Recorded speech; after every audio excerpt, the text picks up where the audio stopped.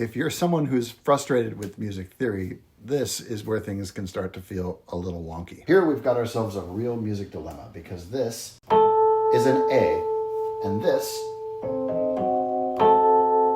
isn't. It's a question of context. And it's one of the breaking points where, on the one hand, music theory is used to describe things in meaningful ways or just make things more complicated than they really need to be. To understand why this isn't necessarily an A, we need to start with a scale. Let's imagine we were alphabetizing your spice rack. I know, who does that? If you were alphabetizing these notes, you'd want one of every type. You wouldn't want to have two A sections in your spice drawer.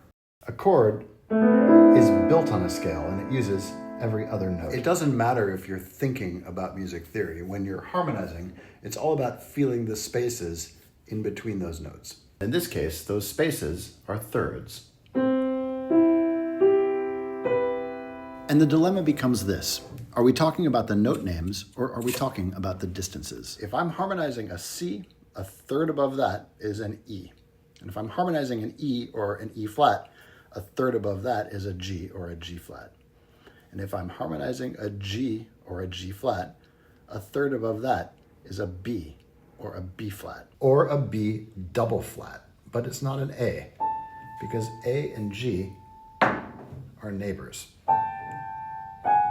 In that context, I'm less concerned with the note name than I am with its relationship to the note that came before it. But here's where the music theory snobs get it wrong.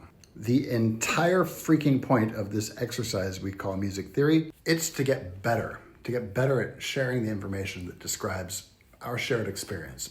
So if I'm on one side of the stage playing a C diminished, and you're on the other side of the stage playing a C half diminished, and I yell across the stage, "Hey, jackass, that's a B double flat!" Look, there's a big difference between being right and being correct. I think one of the coolest things about music and music theory is that two things can be true at the same time, which is why this is an E, G, B flat, D flat. This is an F, A flat, C flat, and E double flat. Or you could call it a D and share it with someone who belongs in a Beat Kitchen class.